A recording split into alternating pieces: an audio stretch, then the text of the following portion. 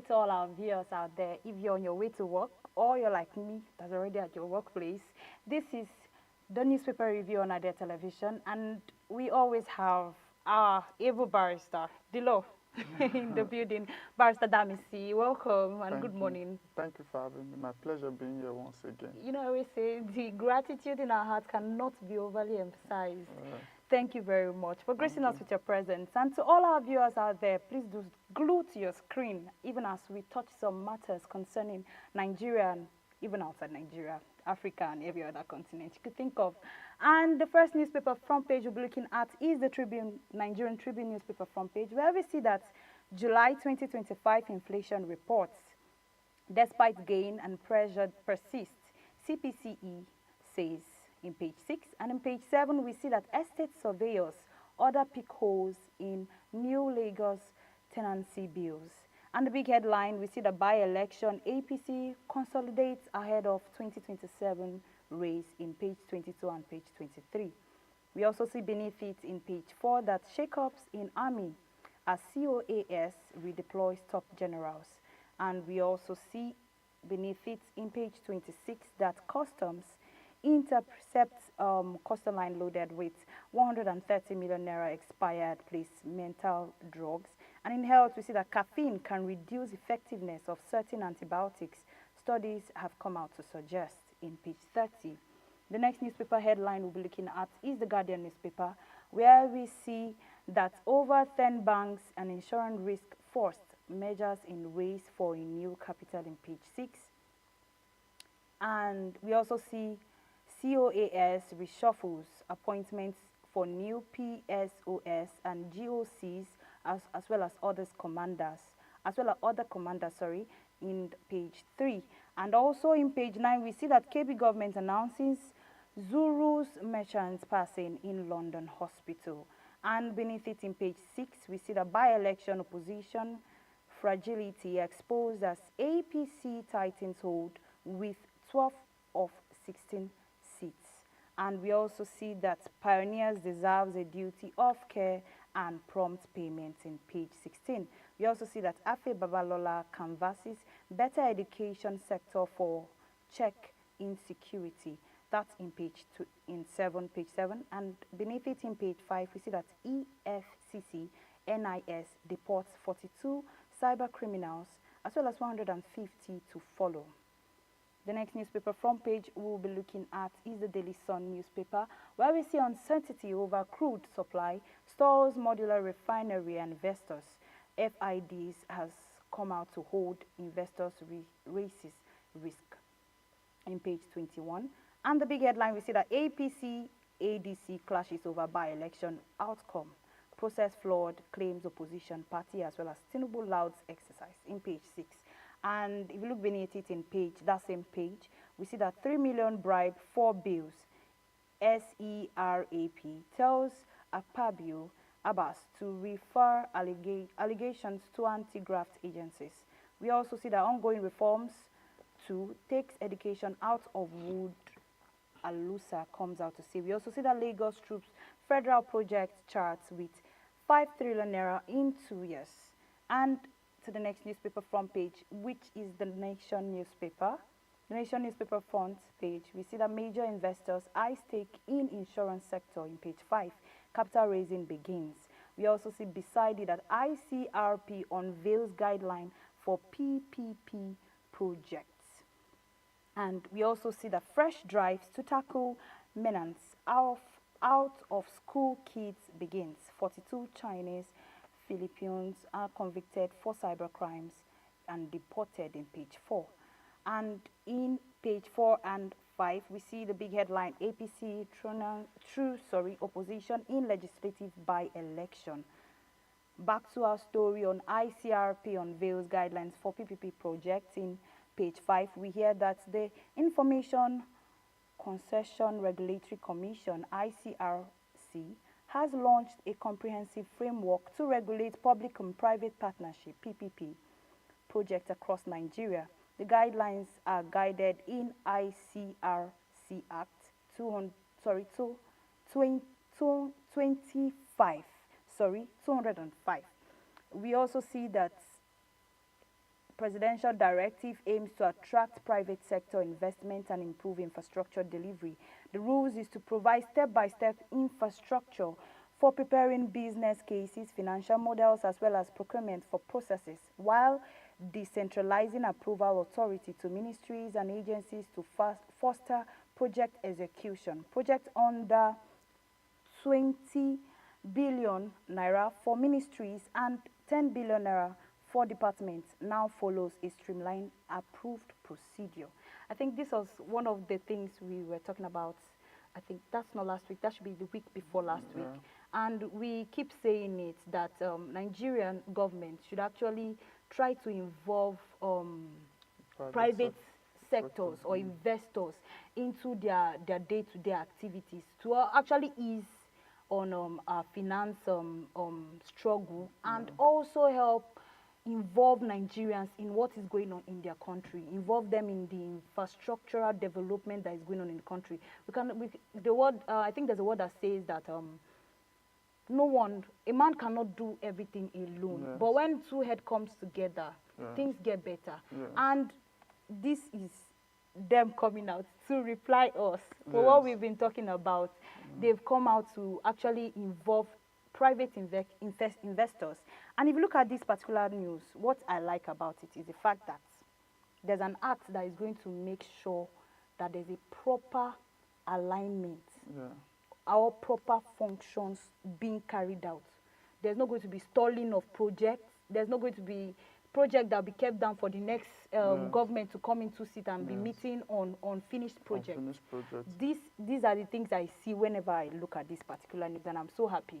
What do you think about it? Yeah, so it's a very good one. It's a policy document, a policy guideline to help guide the private and public-private partnership. You know, I always say this to persons that when I discuss politics with people, you know, government is meant to provide an enabling environment for private investors to come and invest their money, for them to make the economy better. And when you bring out a policy document, or when you bring out an act that will help guide this partnership between the government and private sector, I mean, it's a good one. I'm talking about 20 billion naira for the ministries, 10 billion naira for departments and ministries and agencies and all of that. You know, this will help. When private investors look at this, both foreign private investors and local investors, is the law being followed? You know, you can come out with these documents now, and at the end of the day, it is not being implemented. But for now, it's a step in the right direction, and I hope that it doesn't just become paper, like words on paper, that it is being implemented so that the economy can grow. I mean, we are doing 3.4% in terms of GDP growth. We can go higher. We can hit 12, 13, 15, 16% in terms of economic growth. Yeah. You know, I am very happy you actually hit on the fact that implementation must be carried out. And not just saying what you want to do. Saying it is the first step. Thinking about it, sorry, is the first step. Then saying it is the second step. Putting it on paper is the third step. But the final step that is very important, that shows that this is effective, is the follow-up, the one that you implement, those things that have been written, those things that have been approved. Now, I think a news came out. I didn't want to bring this up, but a news came out last week, Thursday. The Falcons, the money that was supposed to be given to them, despite the fact that so many of us were arguing that the money was too much. We found out that that money has not been given to them till now. Now, we are in a country where we brag. I don't want to sideline it to a particular, but they say a particular people brag a lot. We brag a lot. We put it down on policies. In fact, we have more paperwork than actual implementations. We have more paperwork that are piled up in people's offices that were supposed to be carried out, but the implementation is so little compared. Just like the way you said, we have so many acts, we have so many good laws, beautiful laws that if carried out, if the implementation are being taken seriously, this country we will not be going through some things we are going through in the country. Yes, like you mentioned, when you talk about the Super Falcons, you know, you talk about as their money being given. You know, it's a good thing. Some of us lauded the fact that the government is awarding. You know, but it all boils down to implementation. It all boils down to how is the government implementing these policies or these laws, you know. So, and that's what the citizens need to actually begin to cry out to the government and, you know, ask the government, look, you said you are going to do so, so, and so. Cup of joy overflow. Another beautiful news from the sports in Nigeria, the D Tigers. Last time we were hearing of Falcons making way and all of that. Their name was on people's lips, and we heard from the D Tigress. Now it's the D Tigers. The men have come out to show us that it's not only our women that can actually make name. We also, we are the men of the house. You know, we're saying something like that last week. We said, well, the men need to step up.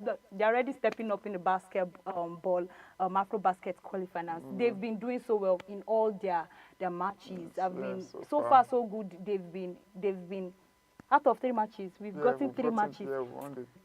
Out of 3 matches, we've gotten 3 matches. Yeah, we won the 3. Please, it's a beautiful thing. So it's a good one. When I was watching the game yesterday against Cameroon, the basketball game, I mean, we were leading Cameroon with about 30-something points, which is until maybe the 4th quarter that I think we now just slipped back a little bit. But it's good that we are, to me, I think for this tournament, the Afro Basket men's tournament, I think we are the favorites, then probably followed by Angola.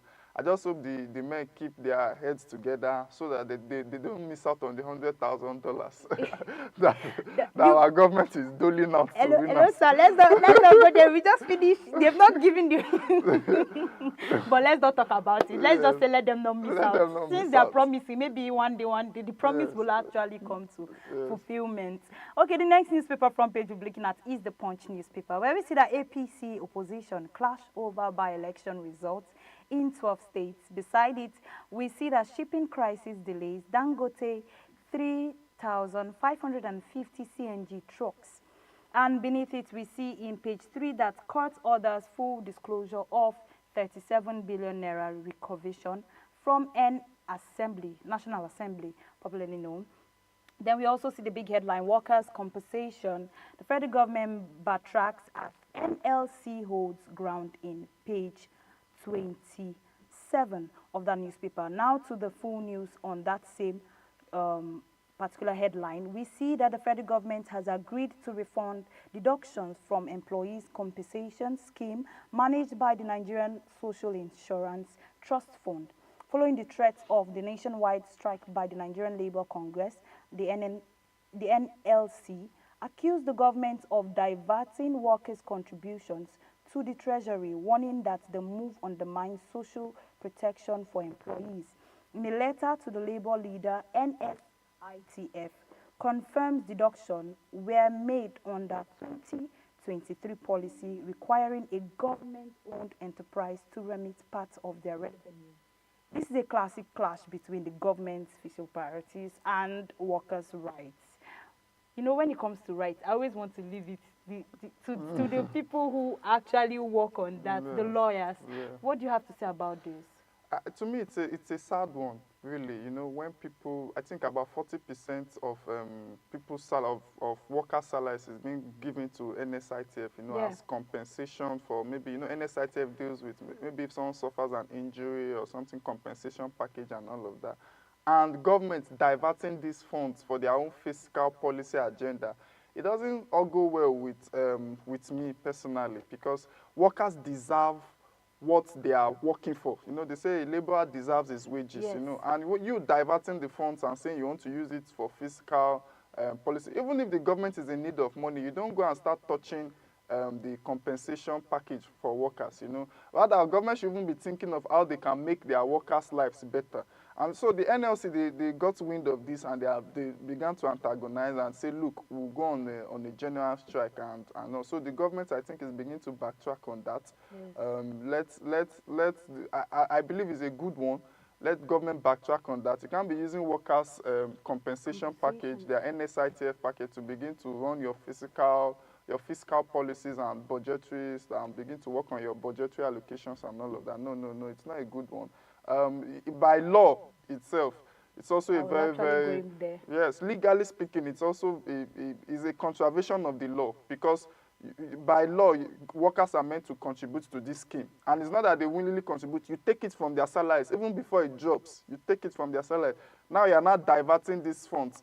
in some other countries, in some other jurisprudence, some other jurisdictions, it's a crime. They will accuse the government of stealing public funds, of using, taking what does not belong to you yes, without permission. without permission from the workers. theft. I know it's tantamount to theft. I know. Let's call it what it is. What It's it is. theft. Yes. You So, did not ask for it.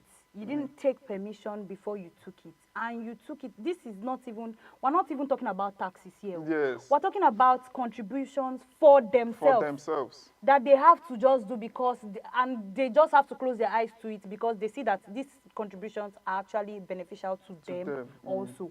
Apart from even paying your taxes, now you're now collecting this particular one.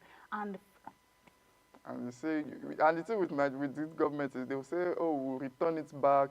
You might never get it back. You might never get it back. how many have they returned back, sir? You might never get it back again. How many have they returned back? Okay, back to the story of the story of the shipping crisis between Dangote CNG trucks. We heard that Dangote Petroleum Refinery plans to deploy 4,000 CNG-powered trucks for direct fuel distribution and has hit a sank due to logistic challenge in China of only 450 trucks have arrived so far, with another 150 expected next week. The delay scheme originally set to start on August 15. A senior Dangote official explained that this is limiting shipping capacity of China and the main cause of delay. Now, most of the news we were seeing last month and the month before, the previous month, we were always hearing the CNG, this compressed gas and all of that. The people who are buying this fuel from this particular, the compressed gas from the stations, were complaining that there was not enough supply of this. Now Dangote has come out to make things better. 4,000 is a lot. If those 4,000 trucks actually came in, it won't, this kind of situations or those kind of situations and news, we won't see them. But you see that they are still having shipping issues and all of that, delayed shipping. But my own question, which I feel like it would actually benefit people who are out there, is why do we still have these issues when it comes to shipping? Why do we have delayed shipping? Is it from us, our sides, or is from the country where we are shipping it from?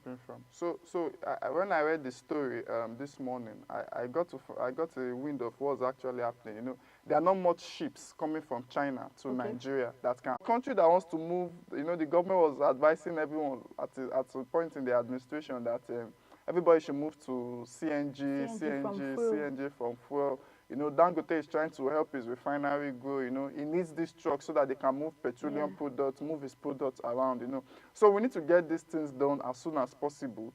Let's meet with the Chinese government. Let's see how we can get more ships from China to come into Nigeria. Rigmarole is settled. It will help Nigerians at large. So I just hope the Nigerian government and Dangote can sit together with the Chinese government or the private persons that are running the shipping in China, just come to an agreement as to how they can ship these remaining trucks into Nigeria. Yeah. Okay, we'll be going to our tech news, where we see that Google agrees 36 million fine for anti-competitive deals with Australia tycoons. Telecoms, sorry.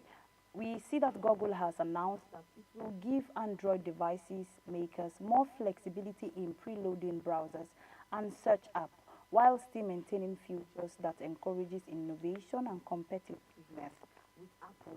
It is cost efficiency and also a move that comes with regulators and increased security over tech giants and dominance in the mobile ecosystem.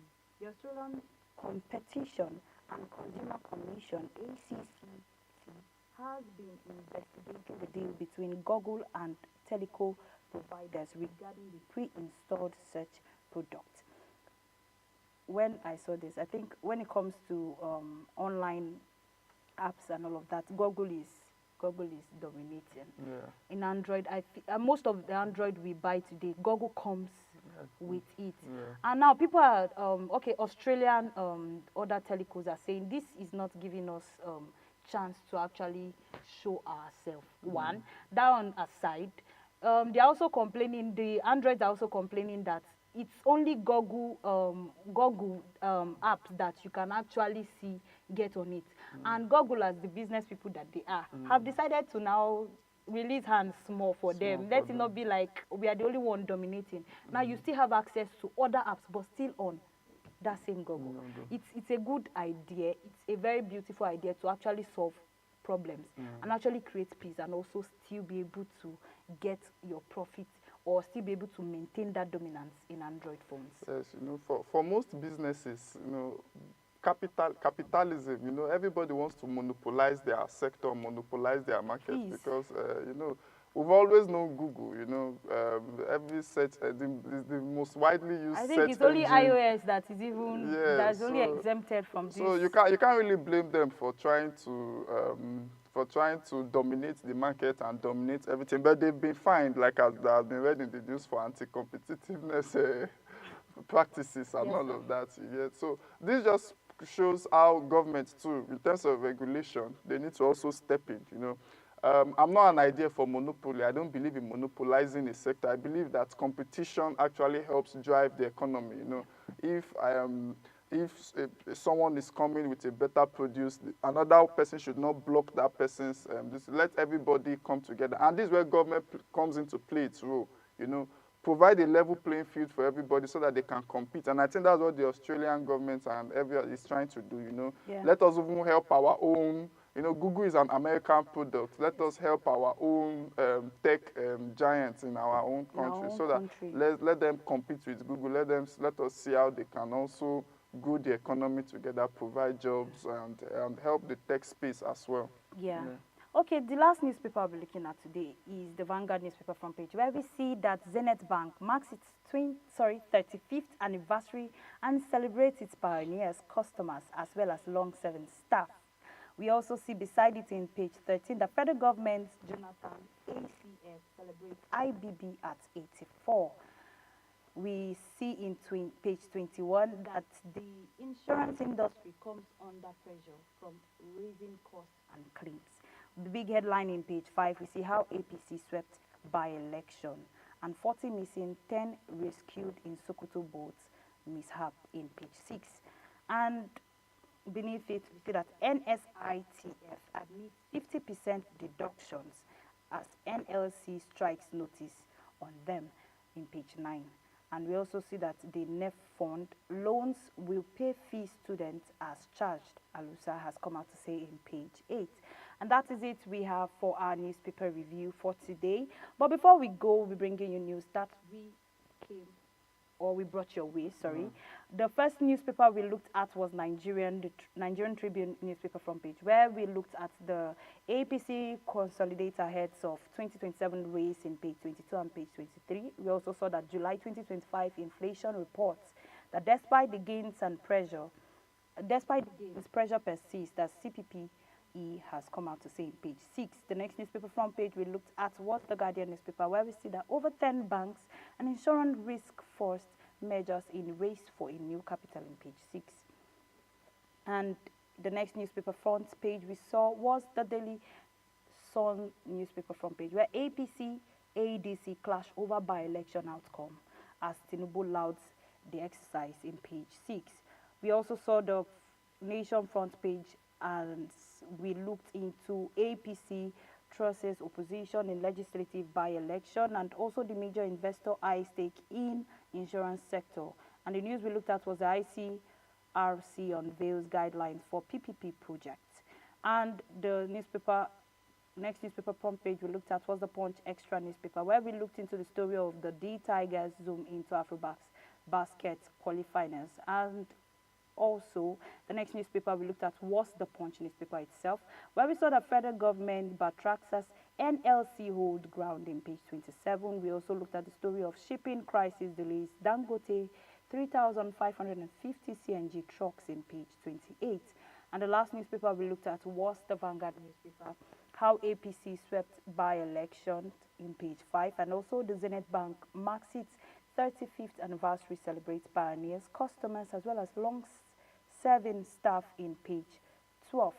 And the last news we looked at was our Google news, our tech news, where we see that Google agrees $36 million fine for anti-competitive deals with Australian telcos. that is it we have on our newspaper review for today. Thank you very much for doing us the honor of gracing us with your presence. You know, I always say it that it cannot be overemphasized. Thank you for having me. Thank you very much, sir, for coming. And to all our viewers that were glued to their screen, thank you very much for being with us all through from the beginning even till now. And I would like to indulge you into expecting a feedback, your comments, your like, and every other thing you can do on this particular show. And also stay glued to your screen even as we bring you more innovative programs after now, and follow us on all our social media platforms so that you will not miss out when programs like this will come up on our Idea Television and also our YouTube channel to watch live the program. Thank you very much for doing us the honor of gluing to your screen. I am Jacob Deborah, your able person that will always be here to review some newspaper with you. And till we meet again, do stay informed and do stay safe.